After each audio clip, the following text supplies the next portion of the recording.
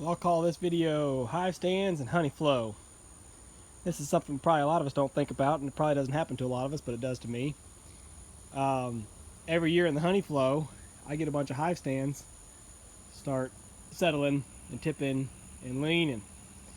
What happens in my particular case is all the water that comes off my driveway and off my garage all comes right down here beside the garage. It doesn't help that the gutter here dumps out right here, but all that water runs right on down through my bee yard. And so this ground gets, wetter and stays wetter. This particular hive stand, it's embarrassing to admit, but it was set on two chunks of pine wood. When I put it up 2 years ago, whatever, I was in a hurry, grabbed these 2 blocks of pine wood, and you can see kind of what's left of one, that log chunk, and this one has completely disintegrated, so this whole corner is down. And so because of that, this hive here is leaning significantly forward, and it exaggerates it a little bit too that it's a 5-frame, because it's forward and sideways. This front corner is lower than the back other corner over there. They'll make it. They're not going to tip over by any means, but you can see these in the middle, they're leaning forward pretty good. You want a little forward lean on your hives, but not that much.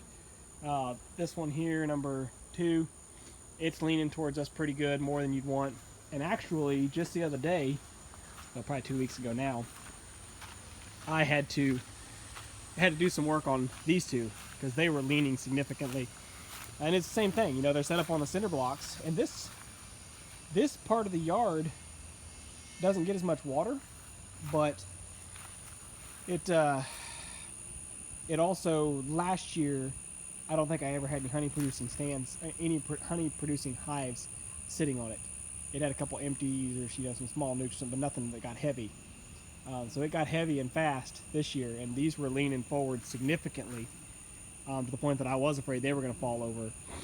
And so I actually had to take these 2 hives down and broke them down into 2 separate stacks off the stand, and then shored it back up on cinder blocks and made sure it was level, because it was just sitting on these pavers, and they didn't have a very good level base on them, so they were starting to tip and lean. The whole thing, when I would work these hives, the whole stand was sitting there rocking back and forth. So I'm gonna make you guys see it tipping the camera like that. But anyway, yeah, I just I walked out back and I saw that one over there that's leaning over so hard, and I just thought it was worth a mention. Whenever you're building your hive stands, if you can, put the time into a little extra effort on leveling things up and making sure that the soil underneath is good. Obviously, if you've got them on a concrete pad or something, you should be fine.